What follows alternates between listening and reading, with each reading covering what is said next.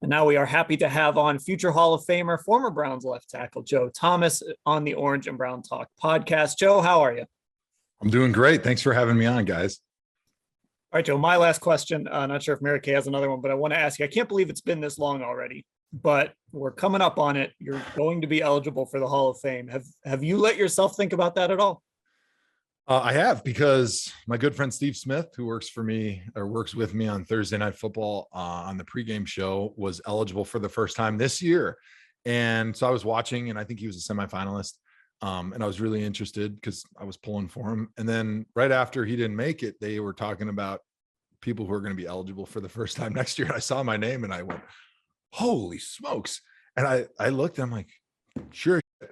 I'm 5 years removed from playing, and I'm going to be I'll be on the ballot next fall. I think that's when they start voting. I think MK is a voter, but it snuck up on me. And I think that's a good thing. Like, I think the guys that struggle in retirement, the days grind by, but for somebody like me who is still close to the game, gets an opportunity to be part of Thursday Night Football and Browns football and, the league as a whole, it's made these 5 years fly by. Oh, and having 4 babies under 7 or 8 years old, that helps too, but it really has gone fast.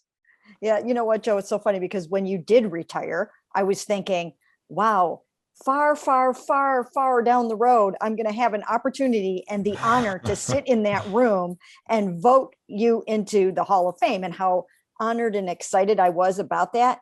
And I can't believe that it's here already. I mean, honestly, where did that go? When I was reminded this past selection meeting that you were up next, I was like, wait a minute. Yeah. Wasn't that just like 2 years ago? I know. It's crazy. And for me too, I don't think it feels real because there's so many guys that I was playing with that are still out there. I mean, freaking Tom Brady is 47 years old. He retired, then unretired 40 days later, like Jesus fasting in the desert. And all of a sudden I got a guy who was in the league way before me that's still playing, like watching Dwayne Brown, who was a tackle I played in Pro Bowls with, like still playing last year, watching Trent Williams play great football for the 49ers, Alex Mack. Like, it doesn't feel like I've been gone that long, but then I do stand on the field and I watch these guys. I'm like, man, this game's a lot faster than it was when I was playing. It's amazing how much that game progresses every single year.